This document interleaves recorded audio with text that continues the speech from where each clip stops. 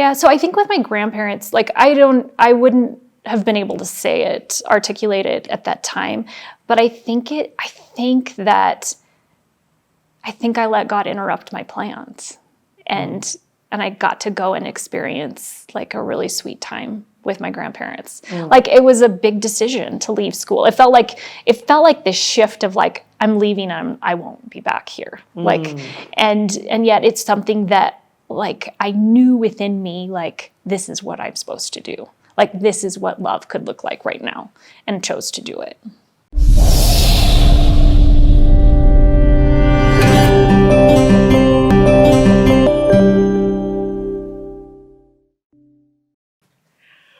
We are on a quest to sit down with 100 leaders from across the globe and hear their life story, package their values so that you watching may take the nuggets that that they share and that you need and use it to better your life, to get the solutions that you're looking for. I am super, super, super excited about today's story. You may not know it, but we've jumped on a plane, left Nairobi City, and we are in Eldoret. First and foremost, this outside of Kenya, this is our first CTA out of Nairobi. In Kenya, this is our first CTA out of Nairobi, and we are super excited about it because we believe that the leaders are not just locked to the geographical location called Nairobi or even Kenya, but we have leaders from across the world who are doing super amazing things, and it is our role to find them, package their story so that you can extract the value. Now, I need to say something. Today's story is going to be a bit incredible. And how do I know this? Because we came a day today as part of, I'm going to say due diligence, or part of the way of understanding what the leaders do. We get the opportunity, the privilege, the honor to spend the day with them and go to the various different institutions that they lead in and see and speak to others about the amazing things that these people are doing. Yesterday was life-changing for us. For myself, Jeff, and Izo. It was absolutely incredible. And we are so honored that because we know how good the behind the scenes is, that we get to then sit down and package this story for you.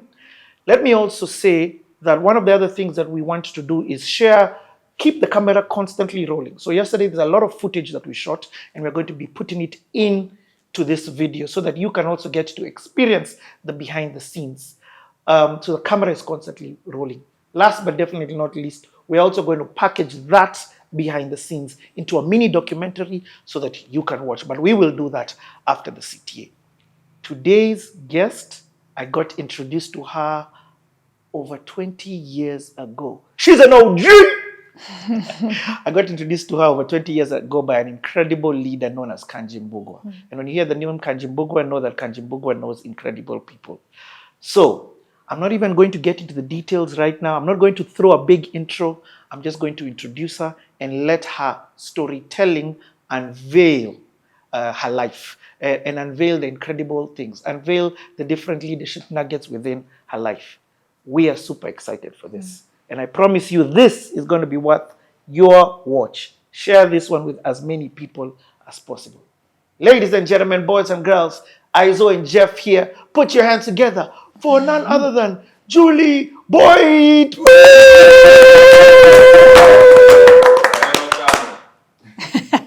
That's the noise we make, Juli. Wow. In the full Kenyan spirit. Yay. First and foremost, thank you for the amazing, amazing hospitality. That's a word that we're going to be using a lot today. This guest house is absolutely incredible. We've had such an amazing day yesterday. We have slept so well. It's been good. It's been amazing. Not even good. It's been more than good. It's been amazing. That's great. Karibu. Asante sana. Yeah. And what's your second name? How do you pronounce it? Juli Boit. Boit. Now, I knew you from a different name, and I'm going to get you unveiling the rest of that story. Me and you are having a conversation. If you want to speak directly to them, they're on this camera right here. So speak directly to them. Sure. But otherwise, me and you are just having a conversation. This is relaxed, free-flowing. Let's kick off. I come to this platform with only one question. And the question is this. When and where were you born? I was born in Springfield, Missouri, in the U.S. in 1979. 1979. So I want to unpack and I want to, so this is like a jigsaw puzzle and I need to get all the different pieces. So now we are sort of like in this beginning, early childhood days. So tell me the context of your family. Are you the firstborn? Tell me a little bit about your mom and dad. I'm middle-born, so I have an older sister, Jody, and a younger brother named Joshua, and they're wonderful. Like, I love them so much, and I'm so grateful for them. My parents are both still living. My dad, I grew up in a pastor's home, so my entire life we were in different churches. And my mom, for a lot of the time when I was growing up, she was at home with us. She's really wonderful too. She is a person of like deep faith, quiet faith, prayerful. She really loves her kids. Both of my parents, like I feel like every day of my life, I know that I've been loved and supported by them and feel really grateful for that. And to have, again, siblings that like we're for each other. And all of us grew up really musical. So my dad studied voice in college. My mom, her dad really wanted her to be a concert pianist. And so she accompanied us throughout. Both Jody and Josh studied voice in college. And my sister works in music editing. And my brother still does a lot of music and singing and recording. And for me, I also grew up singing with them and in school and different performances in church. But then I went into nursing instead of like sticking with music in that way. But I love what music did for me and the ways that I still feel so moved by so much of it. Okay. The piece is beginning to unravel and become clear. So it already sounds like your foundation you had a solid foundation. And this is because of your parents' faith. It also sounds like your parents had Christianity played a big role in your life from a very early age. Yeah, I mean, we were in church Sunday morning, Sunday night, Wednesday nights was missions like group that I was a part of. What church, what's the earliest memory of the church your dad was pastoring in that you have? Well, I was born in Springfield. We moved to Kansas City, which was still in Missouri. How long after? I was just a couple years old, so like 2 or 3. Okay. I remember being little. I remember doing like these little musicals when I probably was 4 or 5. And so like there are still friends that I have from that season of life. Wow. Where we can look back like and talk about, Salty singing songbook and like these like kids praise things that were a part of like early childhood for me. Yeah. And what I think that I was given a foundation to then grow out of. Like I think I was given Sunday school, I was given like missions as it was understood. You were a PK, pastor's kid. I was, yeah. Complete. I was. Yeah. And I feel like, my dad led in the church and my mom, I think, did what she could to like really protect us as the kids and to allow us to, I remember like childhood being outside. We played outside a lot in the streets and rode bikes and then, in the evening, time to come home, and so that's probably summer, but that's how I remember most of childhood.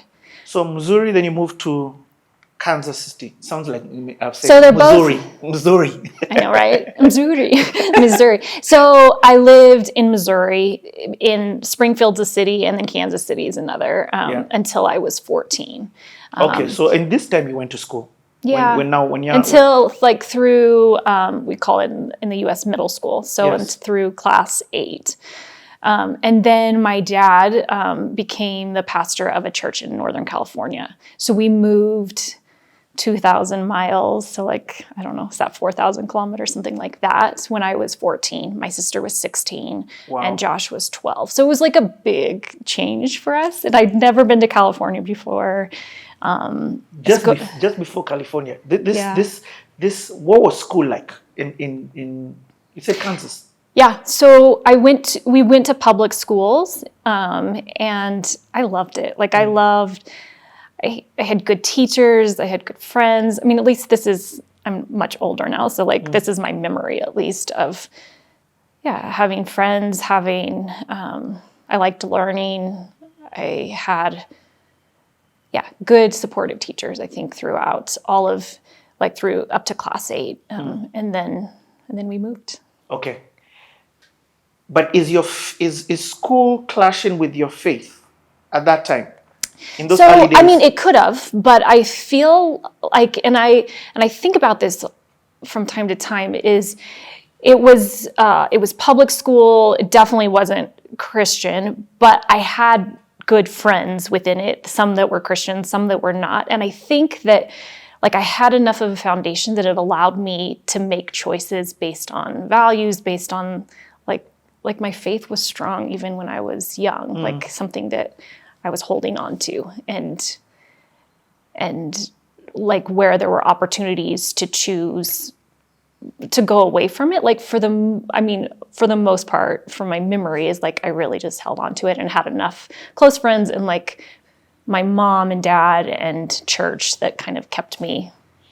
And at this young age, have you, because faith is sounding like such a pivotal part of your life at this time, I'm not sure if it's because of your dad but actually that's why I'm asking this question. Is it also because of a conscious choice you have made? No, it was a personal thing. Like it was a choice that I made when I was young. And I don't even know exactly how it happened, but I mean, I was 5 or 6 and I knew I needed Jesus and like chose, and with really a childlike faith, like chose and held on. So that's what you're holding on today. When you think of the time that you made that decision in life, it started from like 5, 6. Yeah. I mean, I think like as you grow older and mature and have different life experiences, like there's deepening, there's things that, were very black and white to me and like concrete, that now like there's more mystery. There's more that I grapple with, I wrestle with. But I feel like at that point, like the way that I understood that Jesus loved me and that I wanted like to know him, like that is where it started. And it's still like deep within me. That's still what I long for. Okay. So what year do you then move to? Is it California? That was 1993. Wow. And that's major. That's a huge change. So it was the summer before I went into high school. And we drove. We drove across the U.S. Our dogs. I mean, we always had outside dogs. Like it wasn't like this day where in the States, like pets can be like almost like your children, but like that wasn't my childhood. Our dogs were outside, and but they flew and we drove across the country. So we met them in California. There was a moving van that took our stuff, my childhood home. We drove away from it like on a summer day in June of 1993. So the reason for this change is that your dad's been made. My dad became a pastor of a new church in Northern California. It's called Redding. Okay. So it's a smaller town. It's in the valley between like these really beautiful mountains, and this river runs through it. And it's interesting because I only lived there for 4 years through high school, but it's because my parents are still there. My sister is still there. A lot of my friends are there. Like it feels like a home to me, even though I didn't live there so long. Yeah, I get it. And for context, because this is watched by different people from different regions, California is huge. It's a state. It's not. It's probably the size of Kenya, if not maybe slightly smaller. It's bigger, I think. It's the length of it that's really big. Yeah. So. I mean, and I know driving time doesn't like translate so well here either, but like you can be on an interstate and drive from the top of California, which would meet Oregon, all the way down to Mexico in like maybe 15 hours. Wow. but it's the distance is far. Yes. I don't know the exact No, miles, but it's far. Yeah, just to give context of, it's not that California is huge in terms of it being a state. Yeah, so I mean, it's an 8-hour drive from Los Angeles, so it's north. Okay. Like even when people say Northern California, they often are thinking of San Francisco. So it's like 4 hours north of San Francisco. It's towards Oregon. Okay. Yeah. Just one picture that I sort of want to understand. Tell me a little bit about your mom. So my mom she's quieter. She would prefer to be behind the scenes most of the time. I mean, I think a picture of her is like at the piano. So accompanying us, she follows well, she listens well, like she really holds us like when we're singing. if I mess up the tempo or I mess up the lyrics, like my mom will be there to like catch up wherever I'm, gonna eventually land. And I mean, that was my experience like throughout childhood is like, she really is someone who has held us and accompanied us. And, there are things where I would, even like if she disagreed with something that I was wanting to do, or like she would ask, like, have you prayed about it? What, she was like, she's just deeply prayerful. Like some of my childhood memories are of waking up really early in the morning and her sitting at the table, like reading her Bible, doing Bible study, like praying for us, like early in the morning. And like now that I'm a mom, it's an interesting thing to like look back and think, like, do I remember how it really was? Like, because there are things like that I feel like I really want to teach my kids well. I want to be so supportive and loving and kind and accompanying my kids.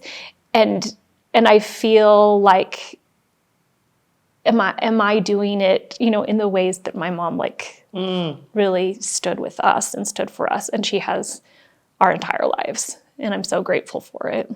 Okay. So you moved to California. What particular place in California again? It's called Redding. Redding. Mm-hmm. And you start high school. That's a huge transition. Yeah. Different states, different levels of school. What's that like?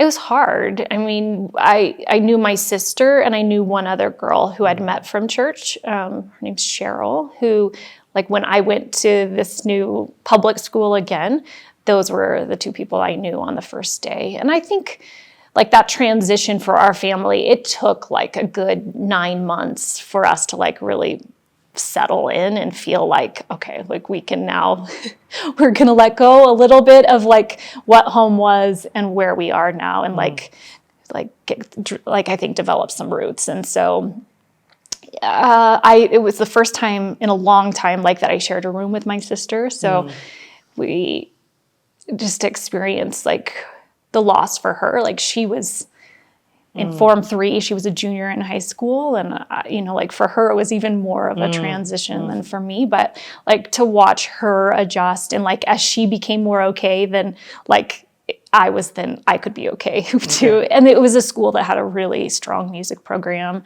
for singing and musicals. And I think, like with time, like we were able to find our place in it. And I really am grateful that we did move and that it became a home. Yeah. I keep hearing you bringing up music.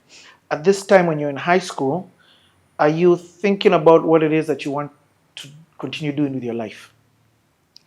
Yeah, I mean, music was it was what we did. I feel like if we weren't studying or not in class, like we were singing, we were doing musicals, we were doing these, it's called madrigal dinner performances, where it's like, I don't even know the year, like 1400s or early 1500s, and dressing up like in costumes like that and singing really classical music for that, those performances, and then singing in church. Yeah, you were part of the worship team. Yeah, so part of the worship team, and then school had these different performances, and it was a place like for a long time where that's where I found my identity, was like, I may not be good at sports, but I could sing, and with that, like, that's what I was probably known as for, a season of life of, a singer and part of a family of singers.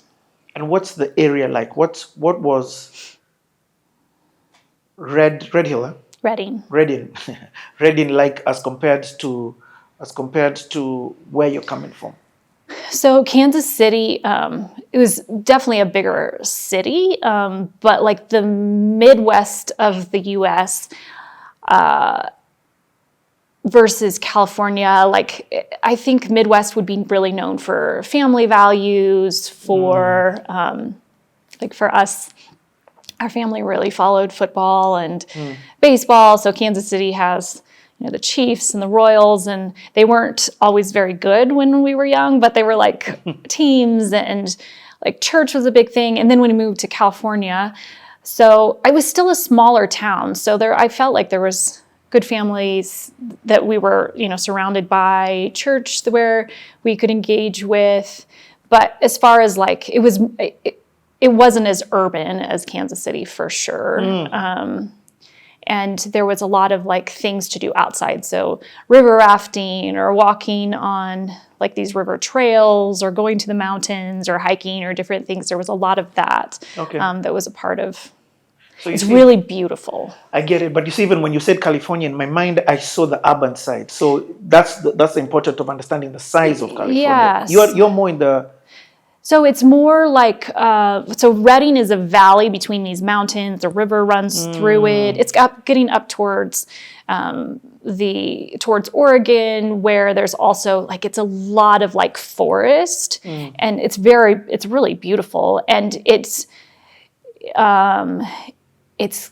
cooler during the winter, and it's like blazing hot during the summer. So like 120 degrees during the summer, like you're in this valley, Fahrenheit, like trapped. Yes. Yeah. So I guess in Fahrenheit, so that's like 50 something in Celsius. It's hot. Yeah.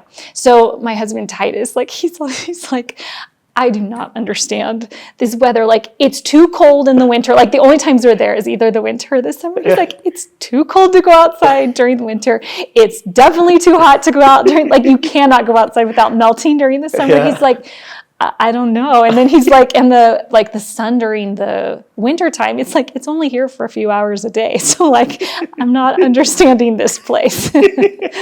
So, but in an essence, it feels also Cape Carnish.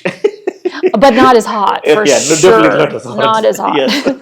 Yeah. So I'm understanding you. You see, when I hear where it is that you've come from, I'm also seeing, okay, it's not too difficult for you to have resettled here in Kenya.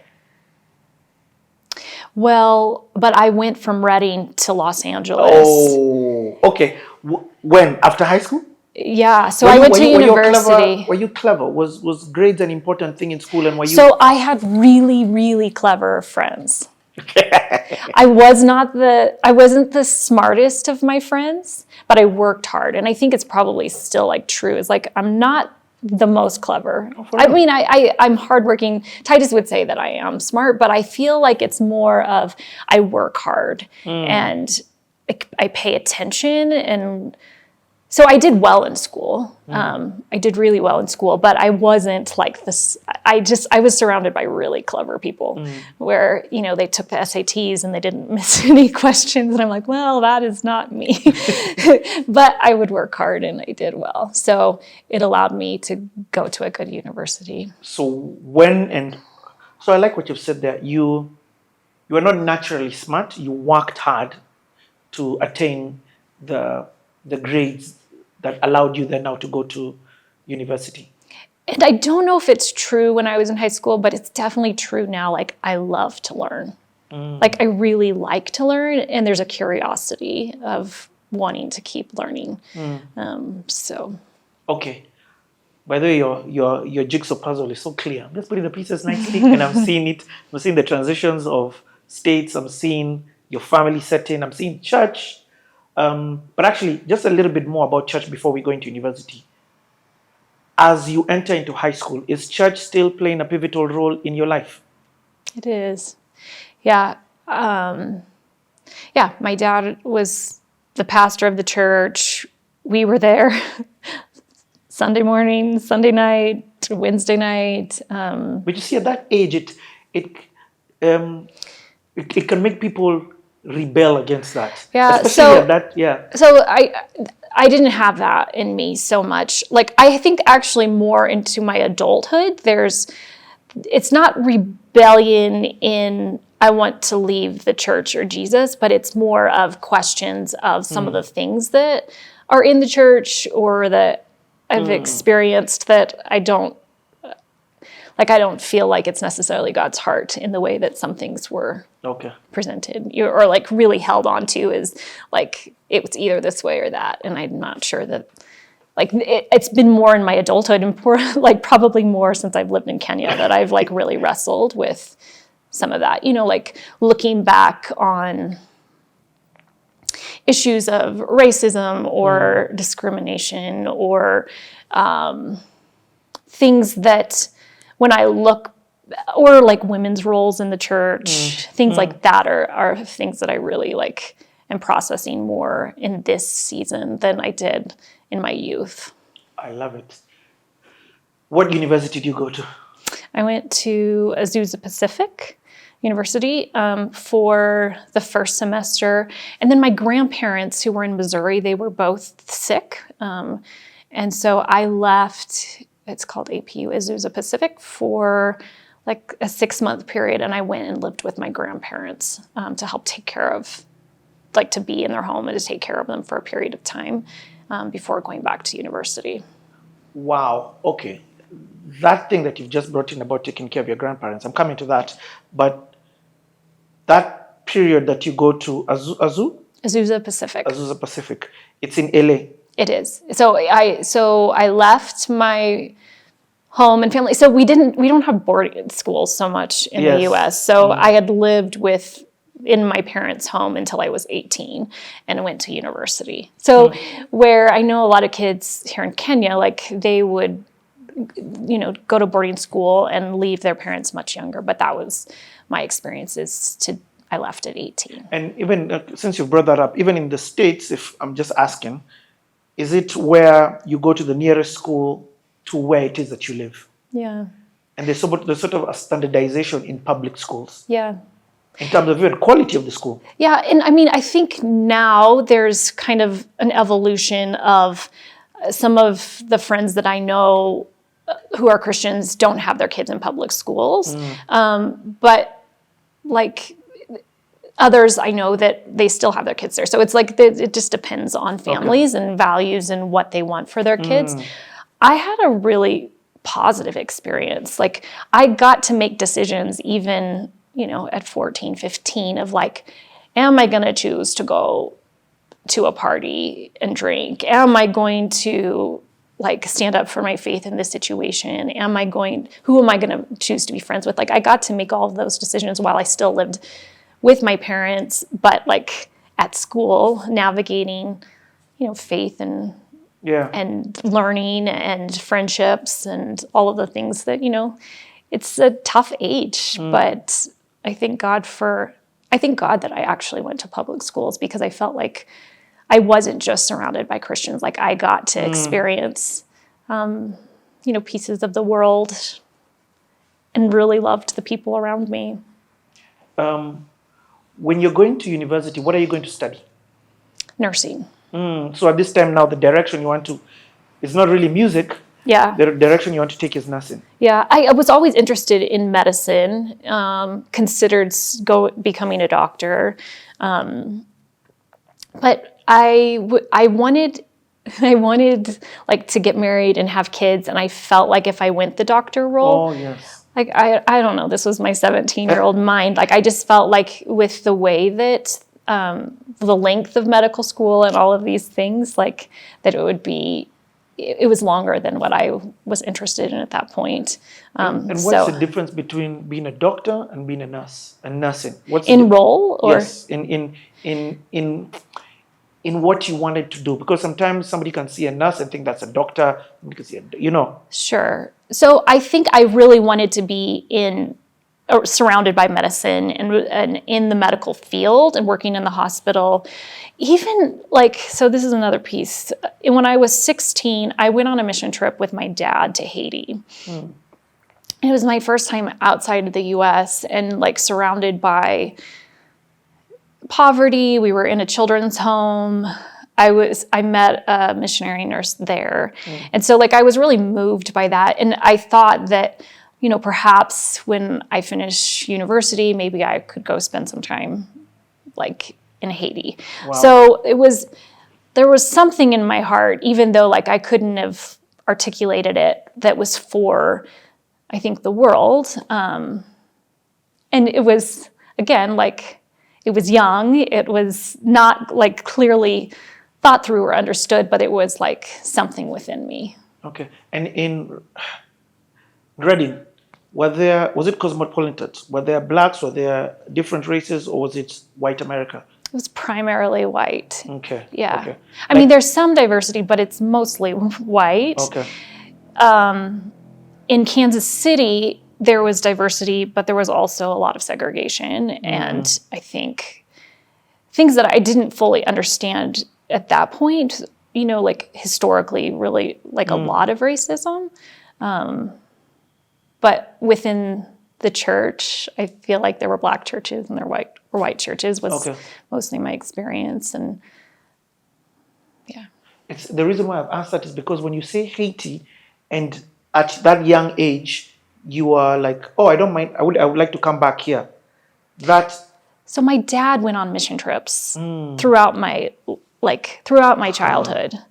And so he would come back and he would, you know, show us his pictures. He would tell the stories from his experience, you know, and like on short-term trips, there are certain things you go into a place and you experience and you come out with like your observations or understandings that may or may not be like actually true of the place. But like it definitely like planted seeds within me. Okay. And I think when I look back on that season, like I think the world was other, you know, it was like, you know, there was the US, there was my home, my family, and then there was the other. But I knew that God's heart was for the world.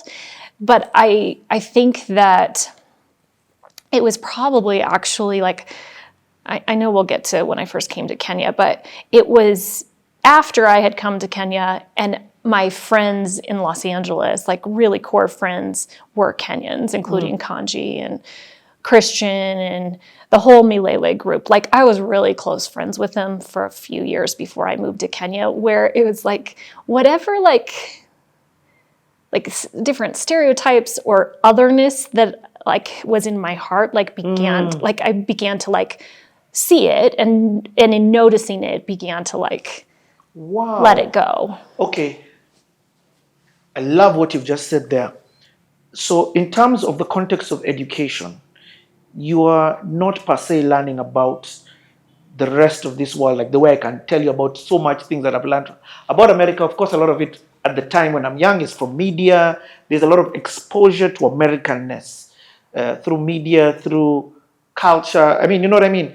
So I think I think as I remember it, I think that the history that we learned was like really American centric. And I mean, we would do world history, but it was probably from the lens of like World War I and World War II and the U.S.'s role. Yes, the U.S.'s role within it.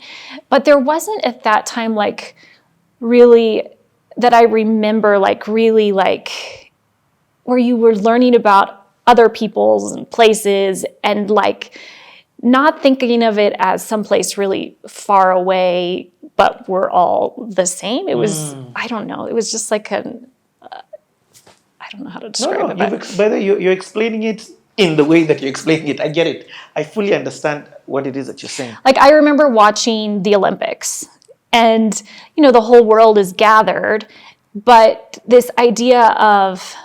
There's the us and there's the others. Yeah, it's us and them. Wow. And like, I'm sad that that's kind of like how I used to see it and feel about it. But like that is where that's how I came into beginning to think about the bigger picture in the world that was around us. So then that means this Haiti trip was pivotal for you. It was pivotal, but it was still, I came back as a 16-year-old, like moved by poverty, moved with compassion.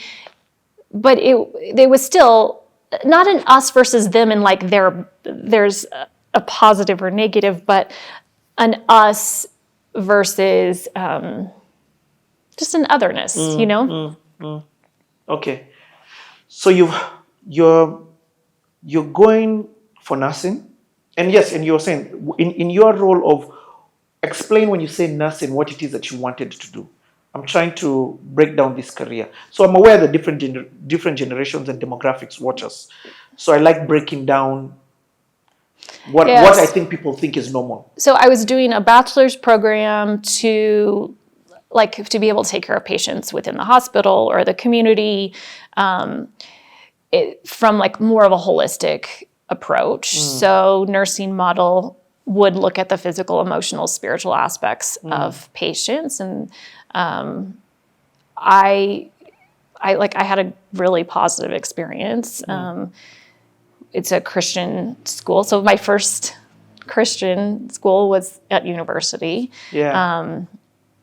And they didn't just powerful again. They didn't just teach nursing from because you went to a Christian school, university. They didn't just teach this nursing from the aspect of the body, but also it was from the aspect of the care and the spiritual side of it. Yes. Wow. And one of my nursing professors, like I'll remember it forever. She used to talk about like, Juli, like you will eventually get the skills. Like those are practiced, those are learned, but it's compassion that I can't teach you. You have to discover it and you have to learn how to apply it. And I mean, I feel like that's true. You know, that's like the core of who you are. Yeah. And we'll get to that. But this word compassion in terms of nursing comes into your life at university. Yeah. And is now okay. So it was very like it was a hard course, you know, like a lot of sciences, clinical rotations. So going to different hospitals around Los Angeles. So I spent a lot of my college days like studying with friends, and I had a good community around me, and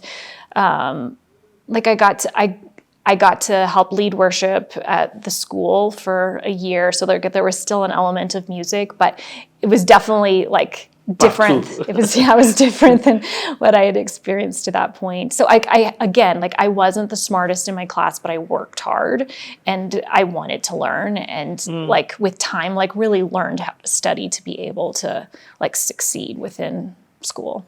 And when you go to your grandparents were unwell. Yeah. So my grandpa had a stroke. So he was paralyzed on his left side, and my grandma had just gone through breast cancer treatment. But my grandma was so committed to like caring for my grandpa, and that she was not going to have him be, you know, in any kind of institution away from her care.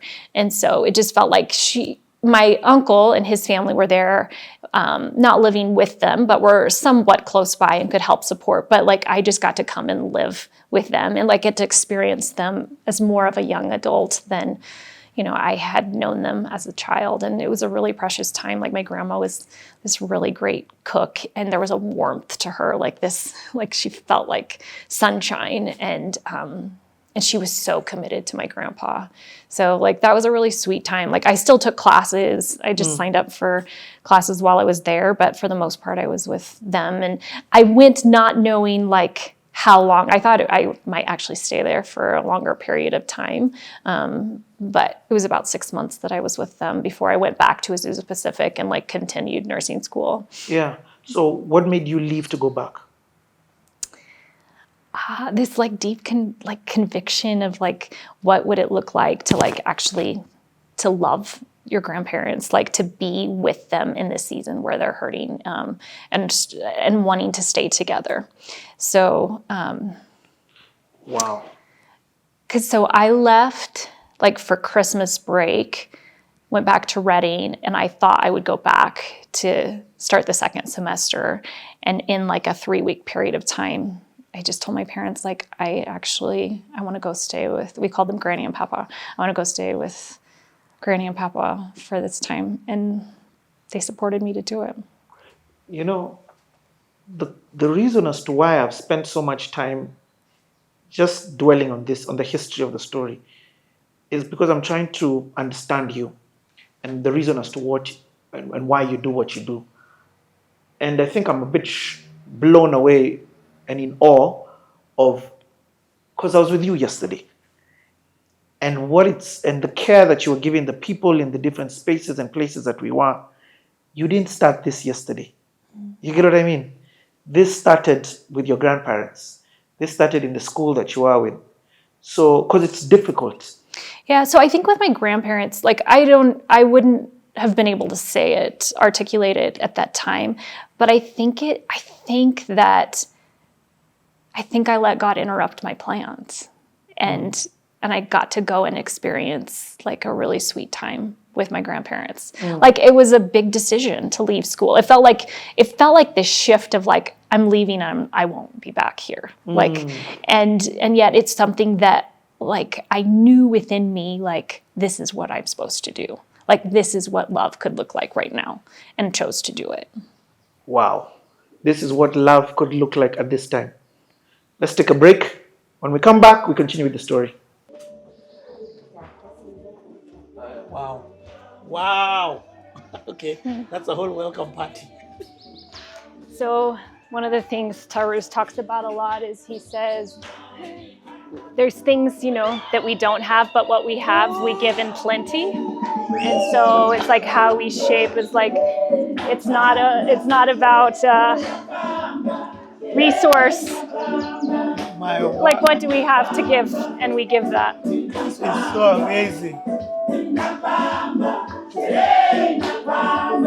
You need to get that. Okay? Oh, I'm sorry. Wow.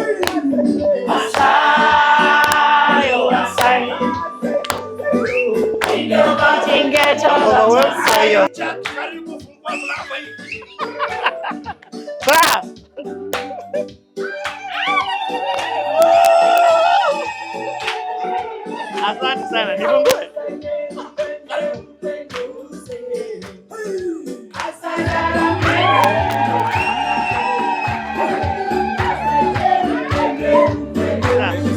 Asante sana, thank you.